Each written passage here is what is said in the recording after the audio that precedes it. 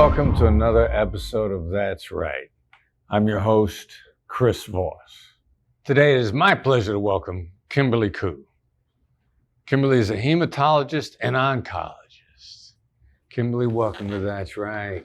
Thank you, Chris. Thank you for having me. All right, my pleasure. So, is it a ridiculous idea if you share with our viewers a little bit about what you do and your journey to getting to what you do? Sure. Probably you get this a lot from doctors, actually. But I wanted to be a doctor from a young age, probably more like an academic doctor. And I liked reading and researching and articles and publishing and lab work. But then in college, I had a friend and classmate who died of cancer. And that actually changed me quite a bit. So now I'm more on this very enterprising sort of a physician trajectory where now I am a physician partner. And also when I take care of patients, I feel like there's a relationship there that I need to go much deeper. In fact, I joined the Black Swan for that reason. I just felt like I needed to have better quality relationships. To connect more. Yeah. All right, so what are some common challenges your patients face? All of them come in afraid, and that's very natural because our building says cancer on it. Right. And they never really expected this to happen to them. So I actually learned from you to just go ahead and label that right away. In medical school, we learn to start out with open-ended questions, but I learned that just makes it worse for them. Like, how are you doing today? That's really a bad thing to do actually for them. So I'll just say, probably this is not how you wanted to spend your Friday with a cancer doctor. And that starts to build a little bit of trust. All right, so labeling is one of the strategies you use to help understand them, diagnose what they're feeling. What are some of the other strategies you use? I also really like just mirroring, because when I'm listening to them, I find they have a lot of things to say that come from a very fearful place. And I'm really not wanting to take up the valuable time and space. I want to be very much giving them room to feel like they're telling me about themselves. And so I'll just make even sometimes little noises like they say, oh, and I'll be like, oh. Uh-huh. Yeah, minimal encouragers, right? Yeah, very good. All right, so are you against sharing a time when you communicated a particularly difficult situation with one of your patients using tactical empathy? I'm not against it all. I have a lot of these types of cases because it's so emotional. So patients may come in already feeling like they have some preconception, and it's really difficult to be able to go from them being afraid to us building a trust bond immediately. Sometimes they even lash out in very not productive type of ways. And I actually spend a lot of tactical empathy, even just keeping my own triggers in check and labeling my own feelings and keeping that to myself.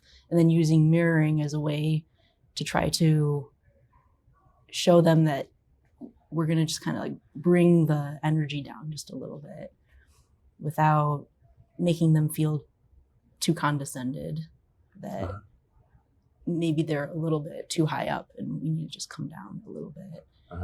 And sometimes that can be very difficult, in that no matter how many times we try to have a productive conversation, they probably weren't ever really going to accept like things like, I think you're going to die in a few days.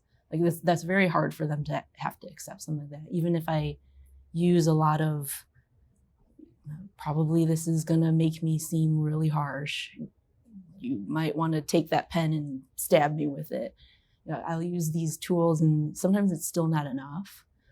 And I think the tough part is sometimes they really do die very quickly.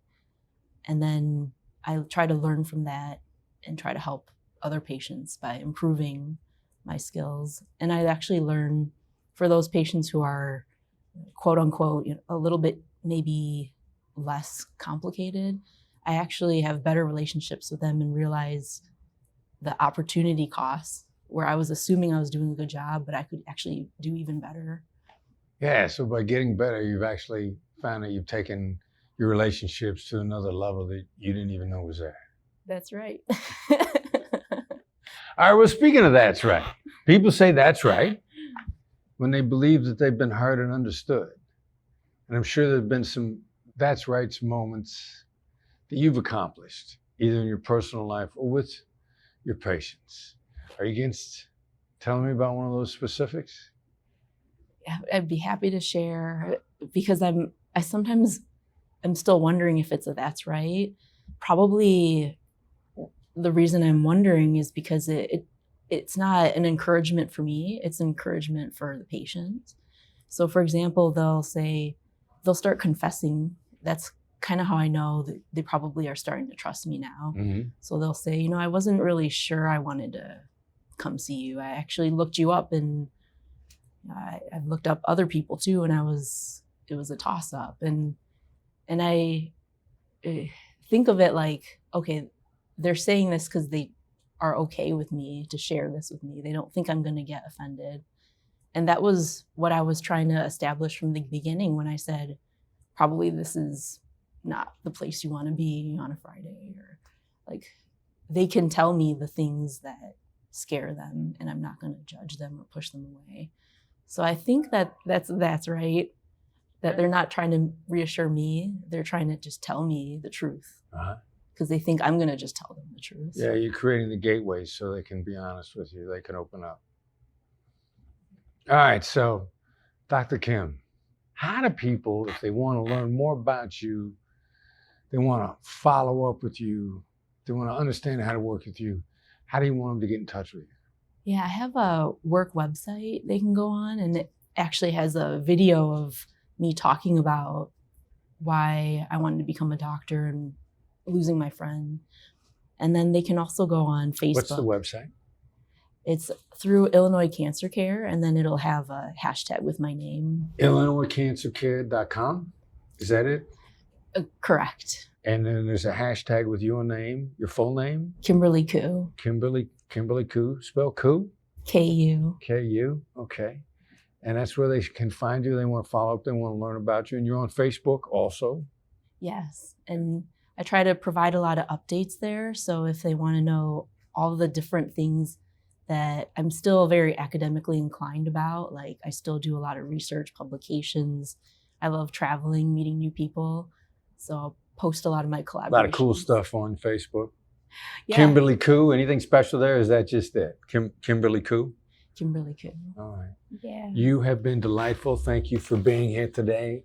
That's really good stuff. And I know that people who listen to it are going to feel like they learned a lot from it. I really appreciate you, Chris. Thank you. You. Thank you. It's Thank a pleasure. You.